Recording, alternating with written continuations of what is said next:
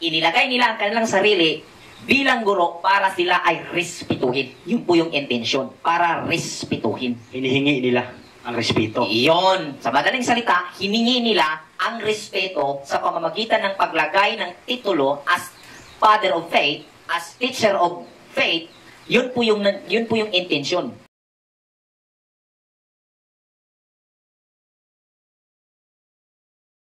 Okay, magandang hapon sa lahat. Shabbat Shalom. Magandang hapon po, Luzon, Visayas at Mindanao at sa buong mundo, sa mga dako at sa lahat ng mga kapatiran at sa lahat ng mga makapanood sa live na ito sa aming YouTube channel. Mula po dito sa Davao del Norte, kami po ay bumabati ng Happy Sabbath. Amen. Okay, salamat sa lahat po na mga kapatiran. So welcome po ang lahat at kung kayo po ay makadaan dito sa aming page o dito sa aming account, inanyahan ko po kayo na makinig at Amen. Sumali sa usapin at ang pagbabahagi ng Torah Community sa hapong ito tungkol sa kasulatan o tungkol sa isinulat ni Apostol Pablo dito sa Timoteo o unang Timoteo. Okay, so natapos natin sa nakaraang Sabat ang 2 Thessalonica at ngayon po ay diretso na tayo dito sa 1 Timoteo dahil yung pag-aaral na ginagawa ng Torah Community ay sunod-sunod po nating tinatalakay from Matthew to Revelation at ngayon ay nasa Timoteo na nga tayo at tuloy-tuloy po ang ating pag-aaral. So ngayon po ay simulan natin ang ating pagbabahagi dito sa Kapitulo 1, versikulo 1 hanggang 2. Basahin natin. 1 Timothy verse 1 hanggang 2. Mula kay Pablo, na apostol ni Kristo Jesus, ayon sa utos ng Diyos na ating tagapagligtas, at ni Kristo Jesus na ating pag-asa. Kay Timoteo, na tunay kong anak sa pananampalataya, sumasa inyo nawa ang pagpapala, habag at kapayapaan, buhat sa Diyos Ama at kay Kristo Jesus na ating Panginoon. Okay, so sinadya natin na bigyang pansin ang intro na sinulat ni Apostol Pablo bilang pag-recognize ni Timoteo na pinaramdam na yung closeness o yung kanilang koneksyon bilang kasama sa ministeryo. Nabanggit dito, na-mention niya dito yung anak. Sa termino o sa version na binasa ng ating kapatid, Brother Edson, tunay na anak sa pananampalataya. Naging issue po ang talatang ito, kasama na ron yung nasusulat doon sa 1 Corinthians na naging batayan ng mga anti-Pablo, ng mga nagtakwil kay Apostol Pablo, mga kapatid, na siya hindi tunay na apostol dahil nga siya nagpapasimuno sa papasiya or sa papasi na kung saan ito daw ay direktang kumukontra sa katuruan ng Misaya na ating mababasa sa Matthew 23 verse 8 hanggang 10. Basahin natin at ating pong ipaliwanag kung talaga nga bang naging kontra ito, dahil ito yung naging issue, ito yung naging batayan, ginamit na mga pahayag, ang mga verse na ito, naging sukaranan ba kung sa Bisaya pa, naging pundasyon sa pagpapaliwanag na si Apostol Pablo ay kontra sa katuruan ng Misaya. Matthew 23 verse 8 hanggang 10, basahin po natin, at atin pong i-analyze yung nasusulat dito, kung talaga nga bang kontra ang katuruan ni Apostol Paul sa pagsusulat niyang ito kay Timoteo at sa naituro ng Misaya sa kanyang kapanahunan o ni Jesus Christ habang siya ay nagtuturo bilang pinuno ng Messianic na katuruan. Matthew 23 verse 8 hanggang 10. Ngunit kayo, huwag kayong patawag na guro sapagkat iisa ang inyong guro at kayong lahat ay magkakapatid. Huwag ninyong tawagin ama ang sinumang tao sa lupa sapagkat iisa ang inyong ama, ang Ama na nasa langit. Verse 10, huwag kayong patawag ng tagapagturo sapagkat iisa ang inyong tagapagturo, ang Kristo. Okay. Dito sa statement na ito, no? Dito sa talata nating binasa, medyo magbibigay ito ng palaisipang mangyayari sa bawat isang mambabasa. Ibiruin mo, itinuro ka lang ni Jesus Christ, huwag magpatawag ng Ama ang sino man sa inyo, huwag magpatawag na guro ang sino man sa inyo, isa lang yung ama, isa lang yung guro. Kung iliteral natin, direkta nating unawain iyon, base sa nabasa natin, ano pala ang itatawag natin sa ating Papa? Sabihin mo na lang, adto na Minoy, kung sa Bisaya pa, kapatid. Sama, Noy. Yo! Lain, sad kayo po. O niya, ang imong maestro, inupon mo, Brad. So, yung kaliwanag o yung nabasa nating talata, kailangan po nating unawain o baga magsasagawa tayo ng investigasyon. Amen. Huwag mag-conclude kagad. Kasi ito'y ginamit, mga kapatid, ebidensya raw na si Pablo ay kontra sa katuruan ng Misaya. Biruin mong sinabi niya, tunay kong anak sa pananampalataya. At sinabi niya rin sa 1 Corinthians, ako ang inyong ama. Magkaroon man kayo ng 10,000 tagapagturo, ako ang inyong ama sa Espiritu. Kaya na-issuehan ng Son of Perdition. Son of Perdition. Yun ang nangyari, Brother Ren. So, naging tayo man din, naging kabilang doon.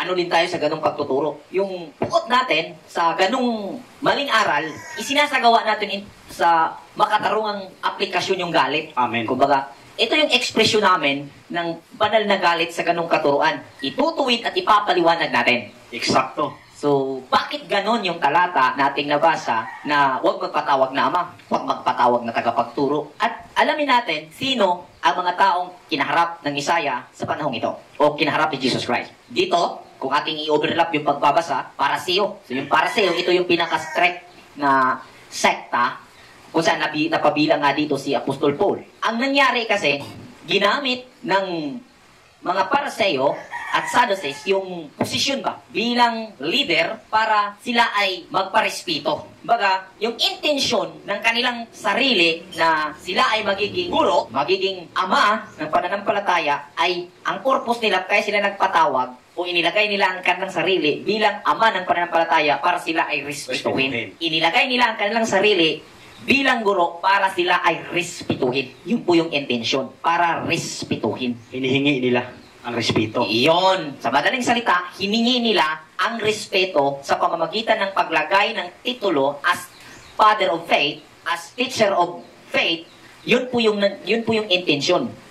Kung babasihan mo yung sitwasyon nila, kapatid, parang mas masahol pa sa hiningi. Yung baga mandate talaga nila. Mandato nila, respetuhin nyo kami. Kasi kami ay tagapagturo ng kautusan.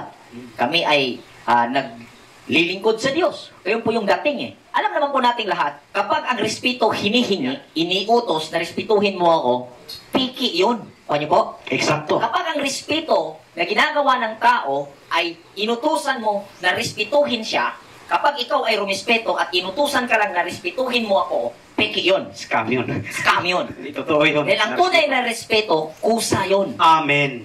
Produkto ng pag-ibig yun. Amen. Yan po ang tunay na respeto. Eksakto. Lain man sa kayo, ipangit din pag sinabing pumayag lang kasi ako noon dahil respeto ko.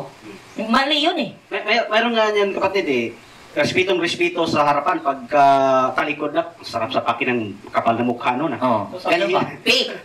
What? So, yun ang tinera ni Jesus Christ habang nabanggit ang mga nabasa natin na bawal magpatawag na Papa. Amen.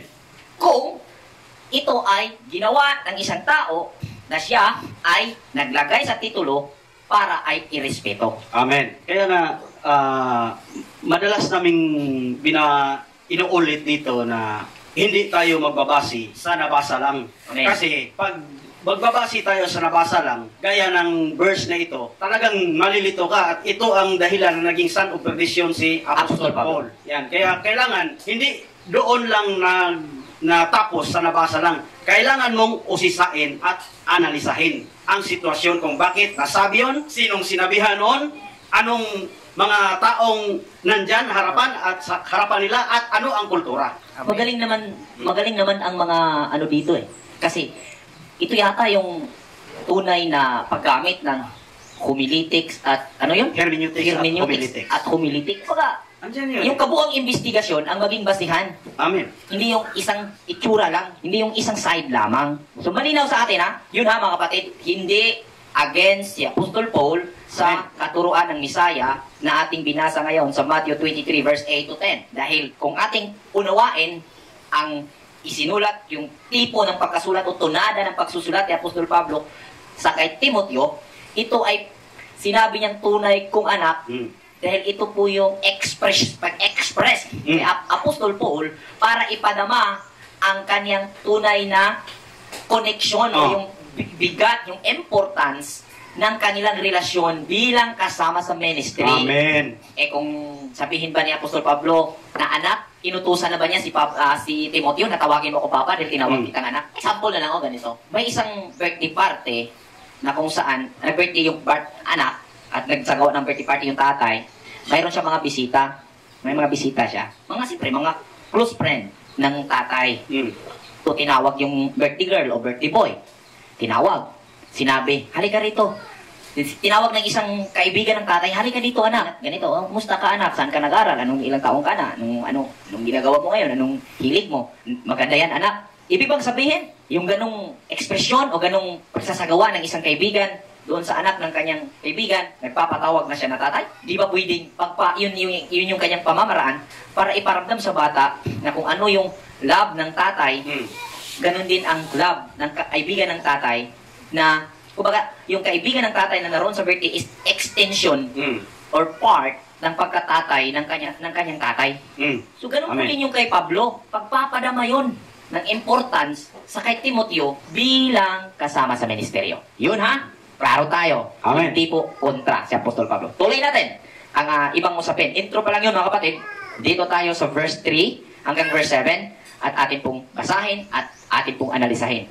Kayo po, kung mayroon kayong mga Biblia dyan, anumang version na gusto niyong basahin, basahin niyo po. English man yan, ano man yan, basahin niyo po. At atin pong analisahin at magbahagi po tayo matapos mabasa ang talata. Sa verse 3 ng 1 Timothy, gaya ng ipinakiusap ko sa inyo bago ako pumunta sa Macedonia, nais kong manatili ka sa Epeso upang utusan mo ang ilang tao diyan na huwag magturo ng maling aral. At huwag nilang pag-aksayahan ng panahon ang mga alamat at mahabang talaan ng mga angkan. Iyan ang pinagmumulan lamang ng mga pagtatalo at hindi nakakatulong sa tao upang matupad ang plano ng Diyos sa pamamagitan ng pananampalataya. Ang layunin ng tagubiling ito ay upang magkaroon kayo ng pag-ibig na nagmula sa pusong dalisay, malinis na budhi at tapat na pananampalataya. May ilang tumatalikod sa mga bagay na ito at nalulong sa walang kabuluhan, pakikipagdebate. Verse 7. Nais nilang maging tagapagturo ng kautusan. Gayon, hindi naman nila nauunawaan ang kanilang sinasabi at ang kanilang ipinagpipilitang ituro. Amen. Okay, so dito sa verse 3 to 7, ang naging banat ni Apostol Pablo na naging issue possible sa congregation kung saan nandun si Timoteo. At ang na-mention dito, possible si Timoteo ay nasa Efeso. Possible siya, nasa Efeso po siya, na siya yung naging nag-stand doon na host bilang spiritual guide, spiritual leader ng mga mananampalataya sa Efeso. Amen. Ngayon, ang naging issue, talagang patuloy na pumupunta roon itong mga tagapagturo. Sabi nga ni Apostol Pablo, pinagpipilit nila yung kanilang itunuturo na hindi naman nauunawaan. Ang basihan ng kanilang pagtuturo sa ating analisa dito sa talata, yung mabigat na basihan, sila ay angkan ng Israel. At mayroong mga talaan sa mga kasaysayan ng pamilya ba? Kumbaga sa mga lineage, doon po, ano po talaga mahahabang ano. At yung mga miracle na nangganap sa journey ng mga kaninunuan. Yun po yung mga ginamit na patutuo para kumbinsihin ang mga mananampalataya roon. At alam po ninyo, ito kung idadagdag ko na lang po no, sa mga hindi nalaman, na si Timoteo kasi, hindi siya pure Israelites, brother. Siya ay isang anak ng Griego, lalaki, tatay niya Griego, nanay niya Israelites.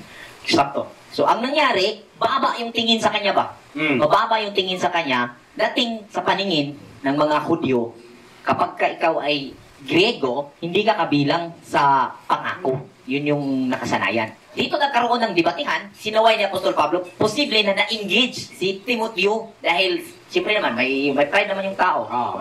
Nahagit pa. At napagtuunan pa ito ng panahon ni Timoteo para magstansya ba? Ipaliwanag yung kanyang side. Ngunit, posible rin, mga kasama ni Timoteo. At pinapipigilan ito ni Pablo sa pamagitan ng sulat na ito na ating binasa. So ngayon, ang importante ba? Sabi ni Apostol Pablo, para matupad ang plano ng Diyos sa tao. So, pag sinabing tao, walang lahi yun. Amen. Walang specific na lahi, tao. General. Ngayon, ano ba? Ipinagmalaki na Israelites kami. Kaya, royal blood kami. Piniling lahi kami. Gusto ko pong ungkatin ang usapin ito dahil lumaganap ang turo na ito, itong pagbibigay mas mahalagang importansya sa bloodline na naging parang Parang may diskriminasyon na tuloy na pag hindi ka Israelites o hindi ka sasali sa Katuruan ng katuruan ng Israelita ay wala kang tsansa. wala kang tsansa. Mababa ang tingin sa'yo. Parang ganun yung nangyari. So, nandito na ito ngayon sa bayan natin. O nandito na ito sa Pilipinas pa. Totoo. Ato-ato lang ni. Marcha-marcha po ni sila. Di ka magsaba-saba. Pero ato silang sultihan. Sultihan ni kita mo mga iksoon. Sabihan ko kayo na nandito na ang katuruang ito na hinikayat ang mga Pilipino na umanib. Kailangan magpailalim. Umanib sa pananampalatayang ito. Dahil ipinapaalam ng mga taong ito na we are descendant of Israelites. Sabi nga, Minasi tribe tayo, Levites tribe tayo, Naphtali tribe tayo. Ganyan po yung mga dating na sinasabi. Ganyan pa man, hindi din ako kontra sa ganon. Amen. Historically, mayroong mga theory, hindi din ako kontra. Pero hindi kasi iyon ang magiging guarantee ba para masabi natin na makamtan ng kaligtasan. Kasi itong verse na babasahin natin sa Matthew 3, verse 7 to 12, analysahin po natin. Matthew 3, verse 7 to 10, basahin po natin at analisahin. Gusto ko pong iparating na hindi po guarantee ang pagiging Israelita. Hindi po guarantee na ikaw ay Israelita na may iligtas ka na. Matthew 3 verse 7 to 10. Na makita niyang lumalapit din sa kanya ang maraming Pariseo at mga Saduceo upang magpabautismo. Sinabi niya sa kanila, lahi ng mga ulubong. Akala ba ninyo makakaligtas kayo sa parusa ng Diyos? Patunayan muna ninyo sa inyong mga buhay na kayo'y talagang nagsisina. At huwag ninyong akalain na makakaiwas kayo sa parusa ng Diyos dahil sinabi ninyong ama ninyo si Abraham. Hindi to. Sinabi ko sa inyo na kahit ang mga batong ito ay makakalikha ang Diyos ng tunay na mga anak ni Abraham. Verse 10. Ngayon pa lamang ay nakahanda na ang palakol sa ugat ng mga punong kahoy. Ang bawat punong hindi mabuti ng bunga ay puputulin at itatapon sa apoy. Okay, so dyan na po muna. Ngayon, itong para sa iyo, nung nabautismo si Juan, pumunta din doon. Gayon pa man, sinabi ng mga Pariseo sa early verse, sila'y mga anak ni Abraham. Ngunit, sinabi ni Juan, brood of vipers, anak, angkan ng ulupong. Ngayon, sa analisasyon na ating isasagawa sa talata na binasa, hindi guarantee yung literal na angkan o yung bloodline. Eksakto. Hindi.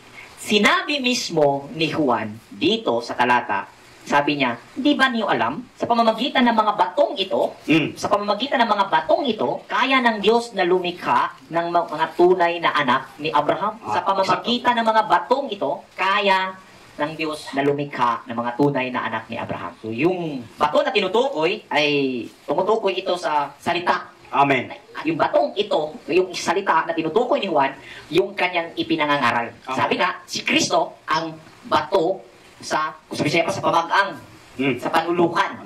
Ngayon, hindi talaga kontra si Apostol Paul. Alahin talaga siya sa katuruan ng Isaiah dahil kinontra niya ang pagmamamalaki ng mga tao na dito kayo umanib dahil itong katuruan na ito talagang galing ito sa ganito. Ito talaga ang coronation. Magpasakop na kayo. Kung ang babasihan ng iyong pananampalataya, ang pagpapabilang mo sa iyong pananampalataya ay ang bloodline, mali ka roon. Dahil ang tunay na anak ni Abraham o ni Israel, magiging garantiya lamang sa pamamagitan ng espiritual na koneksyon.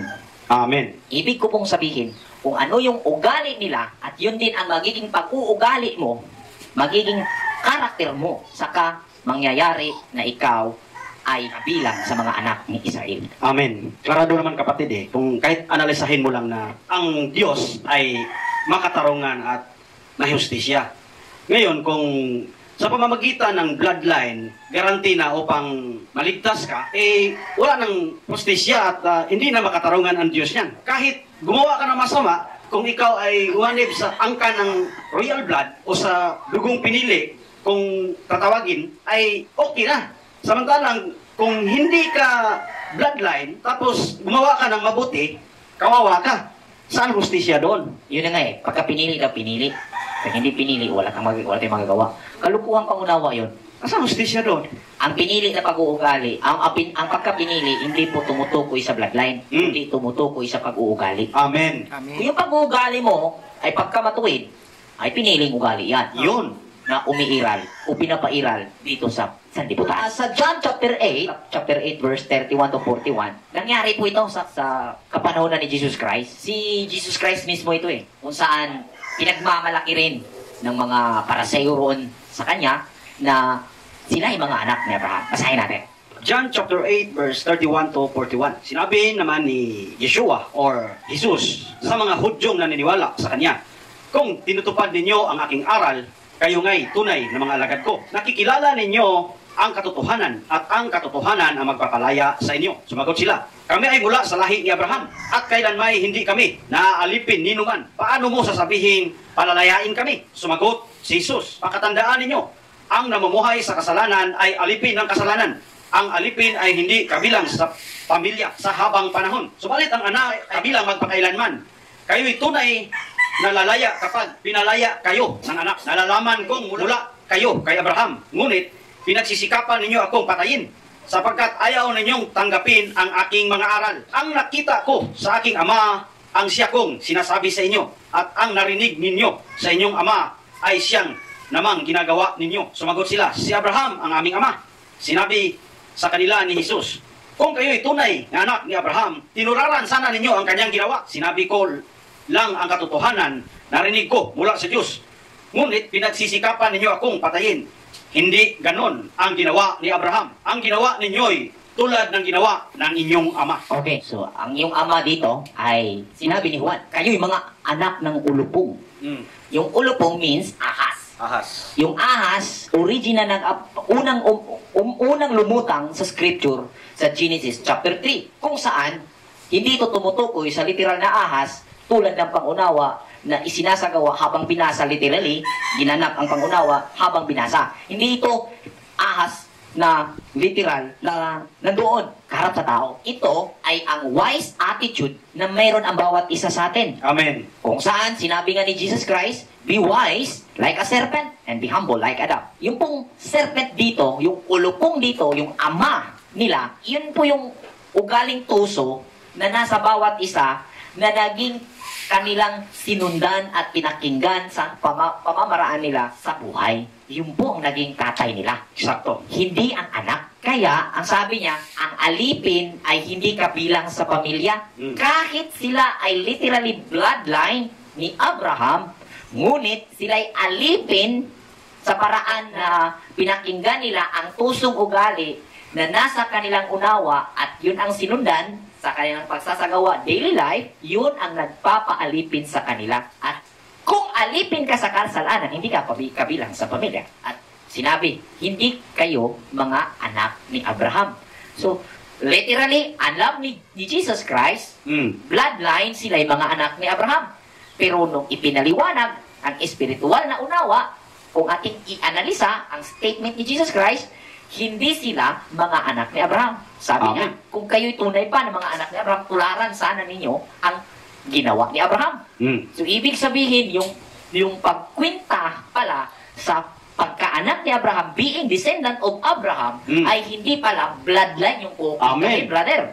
Eksakto. Yung palang ugali ni Abraham, yun ang kukwintahin. Sana malinaw ito. Amen. At ito yung sinumpok ni Apostol Pablo na nagiging ginamit ng mga katunggali niya sa kanyang kapanahunan upang kumbinsihin ang mga mananampalataya sa Epeso na umalis doon sa samahan ng Apostol Pablo at sumama sa kanila. Ganun po yung nangyari. Kaya sinulatan niya si Timoteo na ituwid ang mga aral na ito. Amen. At tinuruan, pinaalalahanan si Timoteo upang maging matatag ang kanyang paliwanag doon sa mga membro sa iglesia ng Efeso. Eksakto. Yun, sana malinaw ito. Amen. Proceed tayo sa susunod na usapin. Verse 8 to verse 11. 1 Timothy chapter 1 verse 8 to 11. Alam naman natin ang kautusan ay mabuti kung ginagamit sa tamang paraan. Alalahanin natin na ang kautusan ay hindi ginawa para sa mabubuting tao, kundi para sa mga walang kinikilalang batas at mga kriminal. Para sa mga hindi kumikilala sa Diyos at sa mga makasalanan. Para sa mga lapastangan sa Diyos at walang hilig sa kabanalan. Para sa mga mamamatay tao at pumapatay ng sariling ama o ina. Ibinigay rin ang kautusan para sa mga mahihilig sa kahalayan at nakikiapid sa kapwa lalaki, para sa mga kidnapper, para sa mga sinungaling at sa mga saksing hindi nagsasabi ng totoo. Ang kautusan ay ibinigay para sa lahat ng mga sumasalungat sa mga mabuting aral. Ang aral ito ayon sa magandang balita na ipinagkatiwala sa akin ng dakila at mapagpalang Diyos. Okay, so usaping kautusan naman tayo. Dahil nilutas ni Apostol Pablo sa pamamagitan ng kanyang sulat yung posibleng debate na nangyari laban sa kautusan at sa pag-ibig. Mabigat na usapin to. Mabigat na usapin ito mga kapatid. So, nagkaroon na tayo ng paliwanag ilang beses na tungkol sa kautusan at batas. Amen. Ngayon, mauulit na naman. So, huwag po kayong magtaka. May magbabago sa ating paliwanag dahil nga po, progressive itong ating type na pagbabahagi. Amen. Ngayon, kasi yung study natin is endless. Walang katapusan. So, patuloy, habang may buhay tayo, patuloy tayo nag-aaral. No? Kaya tanggapin po natin kung ano yung progress ng ating pag-aaral para sa ating ikabubuti. Amen. Kasi bigyan ko kayo ng example ba? Ang mukha ng, ano ba yung mukha ng katotohanan? Ano ba yung mukha ng tama? Pag sinabing tama, iba-iba yung perspective ng tao. Iba-ibang view, iba-ibang picture ang nakita sa isip, sa unawa. Pag sinabing tama, ano bang pwede mong mailalarawan? Tama yan? Madaling sabihin, tama yan? Tama yun? Oo, tama yun. Ano bang possible na yung effective na maipapakita para ma-describe mo yung tama? Kung ano yung tama ba? Sa akin kasi, no, analisahin niyo po ito Pag sinabing tama, hindi po siya stagnant. Exact. Ready po siya Na-upgrade. for upgrade. Yung tama, nakahanda po siya for upgrade. May preparation po siya, progressive type siya na mag-increase. Tingnan niyo po, yung tamang invention. Yung invention ng cellphone, simula sa 5110. Nung nabuo ang 5110 na model, tama yun. Hindi yun mali. Tama yun. Pero patunay na tama yun dahil nakahanda po siyang mag-increase. Nakahanda po siyang mag-upgrade into 5210. 3210. Then, naging 3210. 3310. Naging 3310 hanggang sa nagkaroon na ng maraming features at nagkaroon ng marami pang impresibong pag-upgrade. At ngayon, nagiging smartphone, nagiging mga Android phone. At Sobrang high-tech na. 5 years from now, ang dami na sigurong pwedeng gawin ng teknolohiyang ito. Tamang invention po ito. Tingnan niyo po mga tamang invention. Tingnan niyo yung sasakyan. Nagsimula yan sa bisikleta. Naging motor. Naimbento yung sasakyan na yung 4 wheels. Hanggang sa naimbento ready for upgrade. Amen. So, ganun po yung tama. Pagka sinabi mong tama at ang nakikita mo roon ay hindi siya pwedeng mabago, mali po yun. Eksakto. Dahil para yung isang tubig na nasa isang kanal na stuck up po yung kanyang exit, yung kanyang drainage. Mabaho po yun.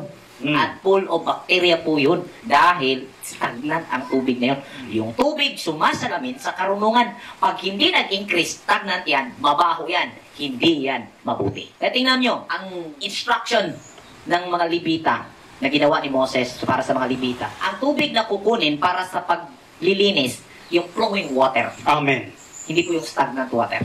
Sakto. Sumasalamin po yun sa kaunawaan na ready to increase, ready to upgrade para sa ikabubuti, para sa progresibo na mangyayari sa hinarap. Exacto. Okay, usaping kautusan. Sinabi sa Romans chapter 7 verse 7 to 13, basahin po natin. Ating pong tingnan ito dahil maraming hindi lubos na kakaunawa tungkol sa kautusan. Romans chapter 7 verse 7 to 13. Romans chapter 7 verse 7 to 13. Ang ibig bang sabihin nito'y ang kautusan ay masama? Hindi. Kaya lamang, kundi dahil sa kautusan ay hindi ko sana nalaman kung ano ang kasalanan. Hindi ko sana nalaman kung ano ang pag-iimbot kung hindi sinasabi ng kautusan. Huwag mong pinagnanasaang maangkin ang pag-aari ng iba. Ngunit dahil sa kautusan, ang loob ko'y pinukaw ng kasalanan sa lahat ng uri ng kasakiman. Sapagkat walang kasalanan kung walang kautusan. Noong una, namuhay ako nang walang kautusan. Subalit nang dumating ang kautusan, nabuhay ang kasalanan at ako'y namatay. Ang kautosang dapat sanang nagdulot sa akin ng buhay ay siyang nagdulot sa akin ng kamatayan. Sapagkat kinasangkapan ng kasalanan ang kautusan upang ako'y dayain at sa gayon ay napatay nga ako ng kasalanan. Okay, saka na yung 12 Ipinaliwanag ni Apostol Paul dito sa talatang ito sa Roma, sa sulat niya sa Roma, yung kanyang kalagayan, being parasio na nagiging persecutor ng mga mananampalataya noon. Na kasi ginawa ni Apostol Paul na pumatay ng mga believers, ng mga Messianic, dahil sa buong akala kasi niya, siya ay nasa panig ng Diyos. Kasi siya ay masugid, diputo, na member ng sektang Pariseo, isa sa pinaka-strict na sekta ng Judaism na nag-exist sa panahon ni Jesus Christ. Dahil sa kautusan, nagkasala noon siya. Kasi yung kautusan, sinabi dito sa kay Timoteo, sinabi niya, mabuti at maganda, mabuti ang kautusan kung nagamit sa tama. Amen. Kung napansin nyo, sinabi niya sa verse 7 na itong mga taong ito, pinagpipilit nila ng sarili na maging tagapagturo ng kautusan na hindi naman nila naiintindihan, which is, dito nagmula o dito nanggaling si Apostol Paul at dito nangyari sa buhay niya ang pagiging persecutor. Dahil ipinaglaban niya ang kautusan, ang pangunawa niya sa kautusan isinasa buhay niya na patayin ang mga taong ito dahil hindi kabilang o against doon sa existing na tinuro ng kautusan na itinuro ng reliyon. Kaya yun ang sinabi niya dito sa Roma. Gayon din ang kanyang pahayag sa mga mananampalataya sa Roma. Amen. Ngayon, basahin natin ang verse 12. Kung ano ang kautusan. Verse 12. Verse 12. Kaya nga, banal ang kautusan at ang bawat utos ay banal, matuwid at mabuti. Okay. Ang kautusan, nilinaw ng Apostol Pablo, banal. Ang utos ay banal, matuwid, nagamit ng tama. Amen. Example, huwag tayong lumayo. Dito sa existing implementation ng ating bansa, yung traffic rules, yung batas, yung kautusan, yung utos dito, yung mga regulation dito, yung mga rules dito sa traffic, sa kalsada, naging sanhi ng mga panlupit ba? Huwag ko lang siguro ipaliwanag. Huwag mo lang sabihin yung pangungutong. Yung pangungutong ba? Huwag mong siguro. No? Dahil sa existing na batas, nagkaroon ng pagkakataon ang mga tuso, instead na magbantay sa traffic para i-lead yung mga tao, nagtatago itong mga, tawag ba nito yung mga, yung mga enforcers ba, yung mga taga-pagpapatukad. Nagtatago sa poste, naghihintay ng may makalabag. O yan naman, kasi mayroon talagang mga riders na lumalabag. At alam po natin, mayroon din po mga riders na yung galing probinsya ba? May kamali lang. Hindi talaga kabisado yung lugar. Taga-kamali lang. Pero itong mga tusong tagapagkatupad, nagtatago, dapat ito'y naglilid, nagbibigay guide, ano ang gawin ng isang rider para pwede lang din sa mga matinong traffic enforcers. Amen. Mga law enforcers. Hindi naman lahat Hindi naman lahat. Pero, madalas, nangyari yan. Shout out sa mga mabubuting. Sa mga mabubuting. Saludo kami sa inyo. Saludo kami sa inyo. Doon naman sa mga tuso, wala kaming magawa. Desisyon nyo yan. So, yun yung nangyari. So, itong aral na pinag-uusapan natin sa hapong ito, tungkol po sa bayang Israel sa panahon ni Jesus Christ, ipinagpipilit ng mga Pariseo na kung ano yung naging kultura na nasunod nila ay ipagpapatuloy sa habang panahon. At yun yung sinabi ko kanina na hindi tama. Dahil yung kultura na sinasabing ipagpapatuloy, bawal yun ma-upgrade. Sa madaling salita, Brother Renz, kung talagang gusto nyo ipagpatuloy yung kultura, kayo mga bumalik sa kautusan, kung sa panahon ng mga Israelita, nagbahagrato sila, pagbahagrasad mo. Yun. Amen ba? Naiiwanan ka ng panahon. Gusto mo ka bumabalik. Wala pang sasakyan noon. Huwag kayo sumakay, huwag kayo bumili ng sasakyan. Pag nagkaroon mo, huwag nating pakitirin yung unawa na meron tayo. So yun yung alitan At saka wala pang cellphone noon, brother. Dapat di sila gumagamit ng cellphone. Oo, mag-cellphone.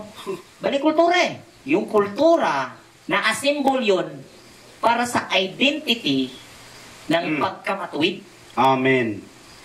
At yung implementation o yung ini-implement na gagawain, always yung magbabago.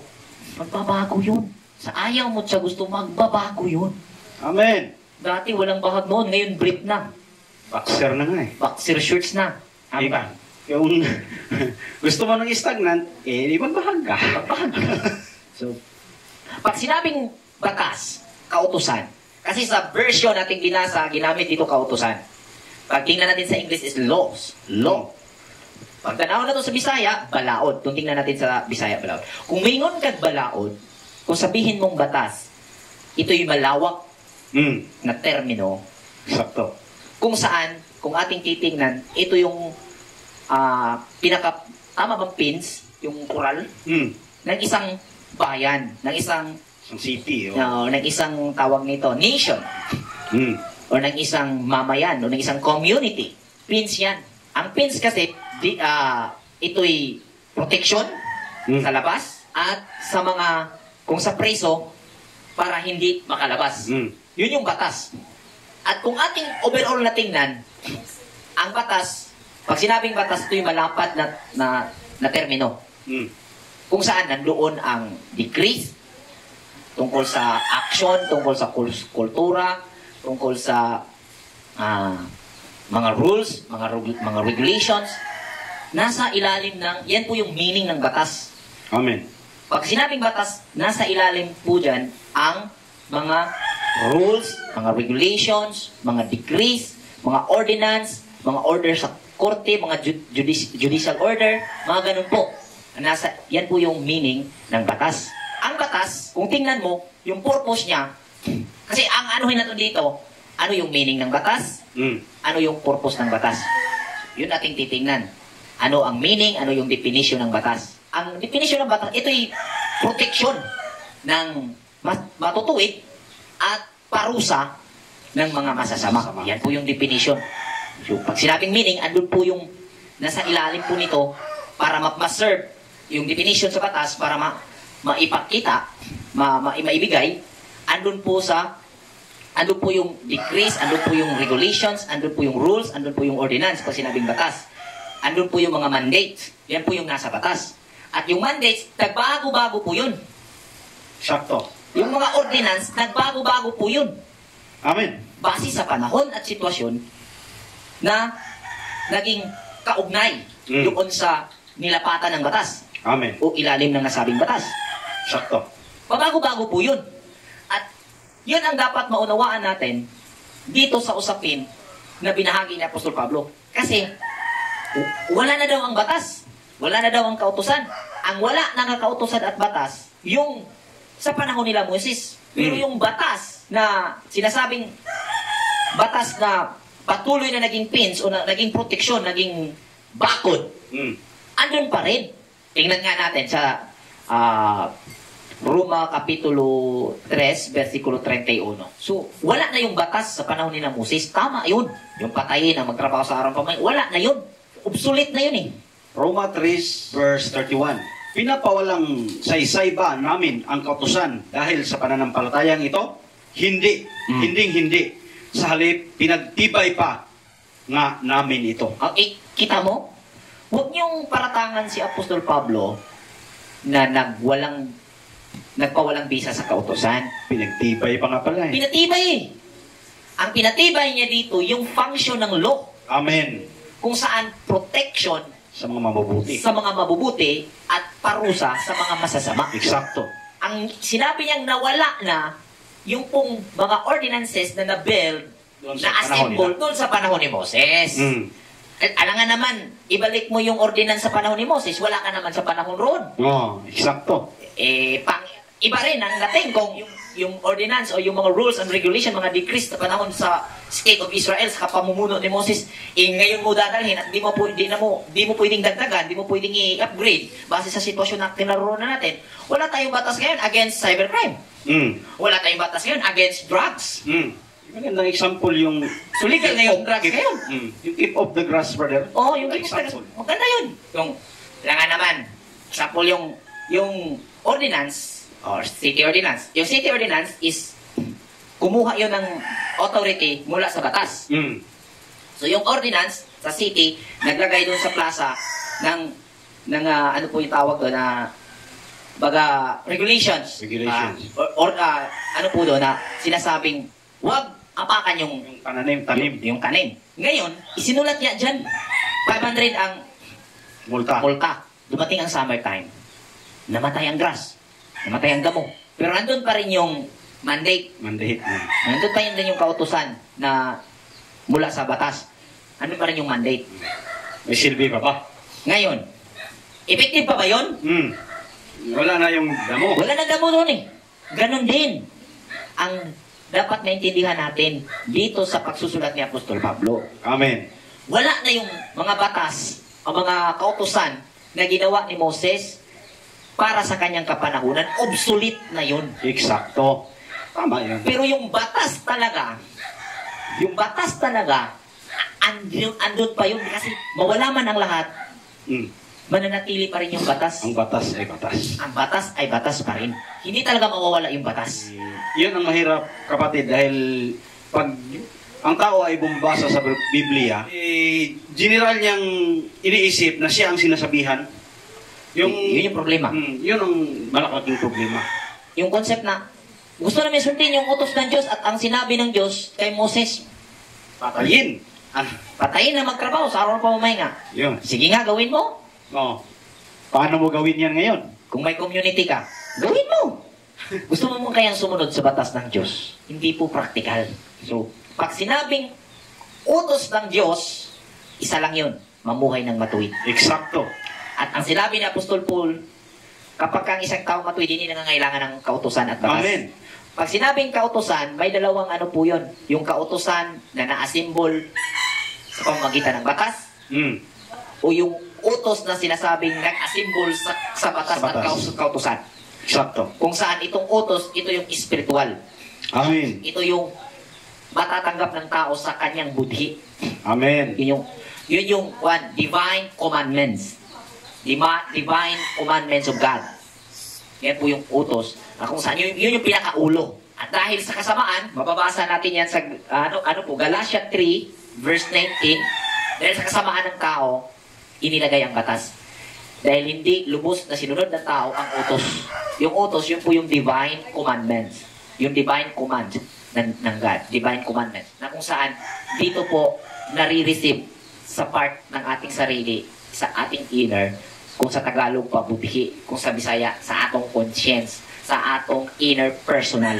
Galatia 3 verse 19. Kung ganaon, bakit pa ibinigay ang kautusan?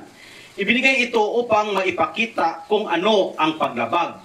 Bago dumating ang anak ng pinangakuan, ibinigay ang kautusang ito sa pamamagitan ng mga anghel sa tulong ng isang tagapamamagitan. So, pag sinabing anghel, may ilabas na po tayong pagtuturo dito. Wala pong literal na anghel naglupad-lupad, na naglilipad, na hindi nakikita at nagsasalita sa iyong tenga. Tenga ba tama? Dalunggad ba? Na ito yung tamang gawin, ito yung gawin mo. Wala pong ganon. Pangmadali ang explanation. Ang anghel sa Hebrew is malak, na ang ibig sabihin is messenger. Itong ating kapanahunan, sa ating modernong kapanahunan, ang termino po nito, hormones. Amen. Hormones is a messenger. At pagka ito ay may mga nag-arise, may mga effect po ito sa ating unawa. At base sa quality ng ating budhi, sa quality ng ating pag-ibig, yun po yung darating sa ating budhi. Kaya ang prayer ni David, purify my heart. Amen. Para yung quality ng iyong budhi ay matuwid.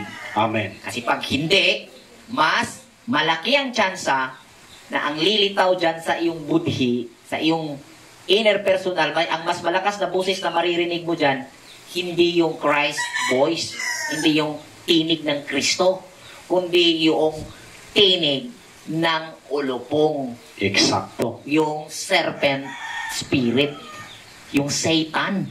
Huwag nyo nang hanapin si Satan sa iba't ibang personal. Nasa individual yan. Amen. Kasama mo yan. Kasama mo yan araw-araw. Nasa sayo yan. Pati yung Kristo, madalas nga lang, Kasama mo yan. pinakinggan ng tao ang Satan spirit. Yung tusong attitude, yung tusong ugali. Sakto. Sigurista ba? Kaya ang aral nga ni Jesus, kung sino yung nagnanais na magkaroon, mawawalan. Mawawalan. Ibig sabihin nun, kapag mayroon kang ganong ugali, may tusok kang ugali. Yung malakas na busis na sinusunod mo, malakas din sa busis na naririnig mo sa loob mo, yung busis ng Satan. Yun po mga kapatid. Sakto. So, pag sinabing batas, hindi po ito nagbabago. Ang purpose ng batas, para i-promote ang hustisya at katarungan sa komunidad. Proteksyon ng mga matutuwid, kaparusahan ng masasama. Yan po ang purpose ng batas. Ang nasa loob ng batas, nagbabago-bago po yun. Yung mga regulations, mga ordinance, mga orders, etc. Magbabago po yun ayon sa kaugnay na panahon na kinarunuunan ng pangyayari o sitwasyon. Sana po naintindihan. So ang kautusan at batas ay hindi po nagbabago. Amen. Ngunit, ang nasa loob ay always po siyang magbabago. Pero yung purpose ng batas ay hindi nagbabago. Eksakto. Proteksyonan ang matuwid, parusahan ang masama. Para ang hustisya ay mapanatili kung saan ang utos ay mamuhay ng matuwid. Amen. Yung pangunawa na bumalik sa kautusan, tama po yun. Mali nga lang yung nagiging yung intensyon na bumalik sa kautusan, tama po yun. Pero mali nga yung pangunawa habang isinasagawa yung intensyon. Yun ding pangunawa, kasi dalawang pangunawa ngayon ang naganuhan dito sa pananampalataya. Sa mga naniniwala sa Diyos, gumagamit ng Biblia, mga baliktura, bumalik sa kautusan. Tama po ang intensyon na yun. Mali nga lang po yung pangunawa na ginamit habang isinasagawa yung intensyon. Yun. Dapat ang kailangan natin gawin, nandito na yung intensyon natin, hanapin natin yung tamang pangunawa. Eksakto. Ngayon naman, dito sa isa, born again community o Christians Protestant community, ang pangunawa din nila, ang intensyon nila, iwanan ang batas ni Moses. Tama din yun, yung intensyon na yun. Mali din po yung pangunawa. Dahil nilalahat na po nila at naging kalayaan na sa paggawa ng masama o sa paglabag ng mga kultura o paglimot sa kultura ang naging pangunawa na isinasagawa sa intensyon nilang iwanan ang batas ni Moses. Kasi yung batas na sinasabi, hindi na elaborate ng tama sa pangunawa kung saan ang batas na sinasabi dito yung nagawang mga ordinances tulad ng huwag magtrabaho sa araw ng pamamahinga, katayin ang magtrabaho sa araw ng pamamahinga.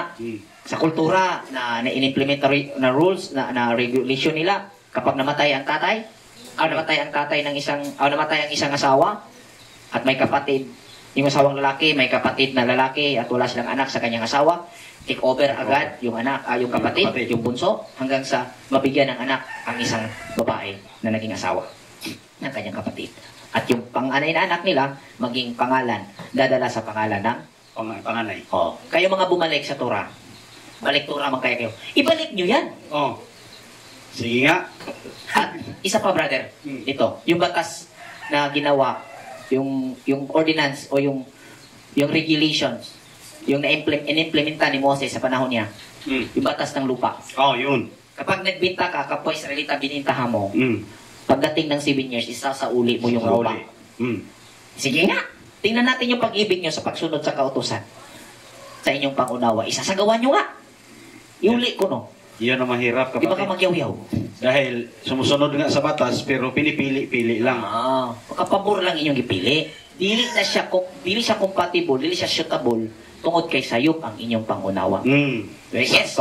Good intention, yung intention, tama yung intention, mali nga yung pangunawa. Proceed tayo. Verse 12 hanggang sa huling verse. 1 Timothy, chapter 1, verse 12. Nagpasalamat ako sa ating Panginoong Jesucristo na nagbibigay sa akin ng lakas dahil itinuturing niya akong karapat-dapat na maglingkod sa Kanya. Kahit na noong unay nilapastangan, inusig at nilait ko siya. Sa kabila nito'y nahabag sa akin ang Diyos sapagkat hindi ko nalalaman ang aking ginagawa noong ako'y hindi pa sumasampalataya. Pinasagana sa akin ang kagandahang loob ng ating Panginoon at ipinagkaloob niya sa akin ang pananampalataya sa pag-ibig na natatagpuan sa aking pakikipag-isa kay Kristo Jesus. Totoo ang pahayag na ito at dapat paniwalaan ng lahat. Si Kristo Jesus ay dumating sa sanlibutan upang iligtas ang mga makasalanan. At ako ang pinakamasama sa lahat ng mga makasalanan. Ngunit akong pinakamasama ay kinahahabagan upang ipakita ni Kristo Jesus ang kanyang di masukat na pag-ibig sa akin at upang ito'y maging halimbawa sa mga sasampalataya at bibigyan ng buhay na walang hanggang. Purihin natin at walhatiin magpakailanman ang isang Diyos, Haring walang hanggang, walang kamatayan at di nakikita. Amin.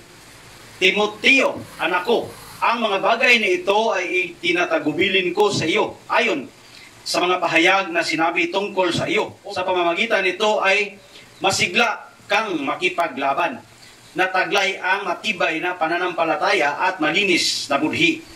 May mga taong hindi sumusunod sa kanilang budhi at dahil dito, ang pananampalataya nila ay natulad sa isang barkong nawasak. Kabilang sa mga iyon sina Himeneo at Alejandro. Kaya ipinapaubaya ko na sila sa kapangyarihan ni Satanas upang itigil na ang kanilang paglapastangan sa Diyos.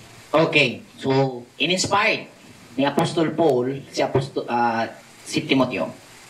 Sabi niya sa nangyari sa kanya, yung pinasagana sa kanya ang kagandahang loob ng Diyos sa pamamagitan ni Kristo. So alam natin, ang kagandahang ito ay tumutukoy sa pagka-convince niya nung nasa journey siya ng daan ng Damascus. Sinabi na ang ginawa mo ay parang tinadyakan mo ng kabayo ang iyong tadyang, yung gusok pa, yung ribs, yung tagiliran. Alam po natin yung metaphor meaning ng ribs is angkat. At ang ginawa nga po ni Paul, ni Apostol Pablo, ay naging persecutor ng mga mananampalataya. At yung mga mananampalataya na tinutukoy dito, kabilang na dito si Esteban, mga Israelita ito. At pinasagana sa kanya ang kagandahang loob. Anuhan po natin saglit ang kagandahang loob. Yung kagandahang loob, grasya ba? Ano ito? So since may nagawa na tayong pagpapaliwanag tungkol dito, ito po yung masakit na pandama na nangyari sa iyo. So, habang isinasagawa ni Apostol Paul yung kanyang application sa kanyang pangunawa, kaugnay sa kanyang pananampalatayang kinabibilangan, labis na siyang nasaktan.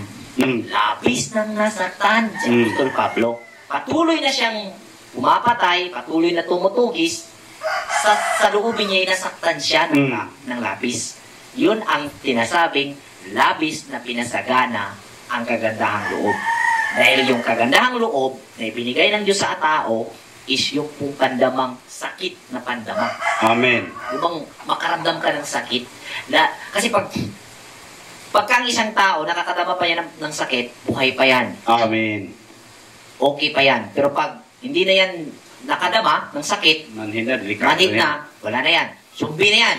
Conclusion ba? Doon sa kagandahang loob, yun po yung sakit na pandama na nasa bawat isa. Yun po yung kagandahang loob. Nung pinasagana ito, lalong tumaas yung sakit na pandama na nangyari o na naparamdam sa kanyang bunhi, sa kanyang conscience, kanyang sa loobin, doon niya na-realize na mali yung ginawa niya.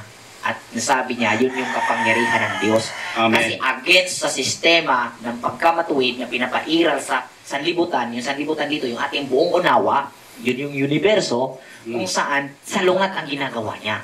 At labis siyang nasaktan mismo sa ginagawa niya, yung kalooban niya. At yun ang sinabi niya na pinasagana ang kagandahang loob ng Diyos sa pamamagitan ni Jesucristo. Yung Kristo na tinutukoy dito, kung ating papansinin, sinabi din ni Kristo, ni Jesus Christ, sa binasa kanina sa John, sabi niya, kung kayo'y mga anak ni Abraham, bakit ninyo ako pinag-iisipang patayin? Sabi ng mga tao, anong nangyari sa'yo? Wala nag-iisip siyang papatay. Bakit ninyo ako hindi pinapakinggan? Kasi yung Kristo na tinutukoy dito, hindi yung physical na katawan na Jesus na nagsasalita. Kundi yung spirit na nasa kanya na nag-activate sa kalooban ng nakikinig. Amen. At idini-deny ng nakikinig na mga Pariseo yung nag-spark na interpretation or understanding na namumuo sa salooban nila dahil mas pinili nilang sundin ang existing mandate ng religion. Yun ang pagpatay. Yun ang pagpatay ni Kristo. Kasi yung nagsasalita Hindi yun ang literal na boses na maririnig mo. Hindi yun ang boses na maririnig mo habang nakikinig ka sa frequency ng tunog ng nagsasalita. Amen. Kundi, yung product ng iyong capacity, ng iyong desire, the way na nare-receive mo ang audio, isasagawa ang interpretation ng sistema ng iyong katawan at kung ano yung quality ng iyong desire, yun din ang magiging quality na magiging product na interpretation na magiging lilitaw sa unawa mo. Eksakto. Yan ang nangyari sa iisang classroom, iisang teacher, iisang lesson, iba-iba ang naging sagot ng mga estudyante. Dahil hindi po parehas ang bawat estudyante ng desire. Amen. Yes, parehas may desire, pero hindi po parehas ang level. Kaya iba't iba po ang naging sagot sa mga estudyante. Amen. Dahil yung naririnig nilang pagtuturo, hindi yon ang literal na pagtuturo. Iko-convert pa yon sa sistema at ang babasihan ng sistema ang iyong desire, yung quality ng iyong desire at kung ano yung quality ng iyong desire, yon ang magiging produkto ng iyong mangyayaring pangunawa tungkol sa audio na iyong naririnig. O yun. Yung Kristo hindi exclusive ni Jesus. Ni Jesus na anak ni Jose at Maria. Ang Kristo ay ang aktibo ng Espiritu kay Jesus. Amen. At nais niya na i-activate din yung Espiritu na iyon sa pamamagitan ng pangangaral niya. Amen. Kaya sinabi niya, ang anak ang magpapalaya sa inyo. Yung anak na tinutukoy dito, hindi ang personal na literal na pagkatao ni Jesus na anak ni Maria. Amen. Kundi, yung pangunawa, yung divine guide, awareness, yung Holy Spirit na nasa bawat isa. Amen. At gaya ng sinabi ko kanina, halos magkaparihas nitong ang dalawang ito, kailangan mong ma-distinguish. Sakto. Itong Spirit of Satan and Spirit of Christ. Amen. Ang Spirit of Christ ay nagsasalita po ito sa iyo. Ang quality ng lakas ng kanyang maririnig mong boses sa inner mo ay depende sa quality ng desire mo. Amen. Hindi ibig sabihin na mas makapangyarihan si Satan kaysa kay Kristo. Kung ano ang kapangyarihan ng dalawang ito, nagbabase ang power ng dalawang ito sa pahintulot na ibinigay mo through sa quality ng desire mo. Kung ang desire mo is pure, powerful, yung voice of Christ within you. Amen. Pero kung yung desire mo is talagang makalaman, ay 100% malakas ang boses ni Satan within you. Eksakto. Yan po mga kapatid. Kaya ang prayer ni David, purify my heart. Amen. So, sabi ni Apostol Paul kay Timoteo, maging matatag siya sa pamamagitan ng pagtuwid sa mga aral na ito. So, ang Kristo, ulitin ko, hindi po exclusive kay Jesus, kundi ang ministry ni Jesus ay i-activate ang aktibong Kristo Spirit sa pagkatao niya bilang physical na Jesus doon sa mga nakikinig sa Kanya. Through audio, through pagsasabi sa mga aral upang ma-activate. Kaya sinabi niya, pinatay o nagnais kayong patayin ninyo ako. Ang kaganapang iyon, pumutukoy sa pagtakwil ng tao sa pangunawa na mayroong nangusap sa loob nila ng mahinang boses dahil sa yung quality ng kanilang desire ay ang magpasakop at naging na kasanayan na ang mandato ng reliyon. Sakto.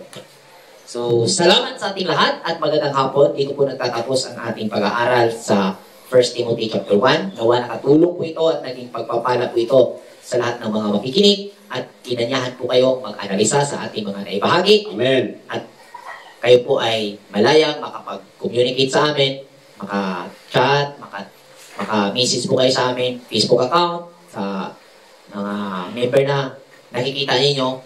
At dito sa aking FB account, pwede po kayong mag-message At kung nais niyo pong bumisita sa aming community, sa aming gawain, sa Cebu po, nasa Pinabungahan, Barangay Sibago, Sitio Antiis. At dito naman sa Davao del Norte, dito po sa Talaingon, Barangay Taguhoy, ang aming gawain. At kung kayo po ay nais may linawang katanungan tungkol sa marami pang usapin sa mga aral na aming ibinabahagi, pwede nyo kapag i-contact, pwede po kayong maghingi ng schedule para sa mga katanungan ninyong isasagawa. Healthy conversation na po ang inaalaw namin. Hindi po kami nag-entertain ng debate, hindi po kami nag-entertain ng pakikipag at talo tungkol sa kung ano ang ating pinaglalaban. Magandang hapon sa lahat. Happy Sabbath. Shalom Aleichem. Aleichem Shalom.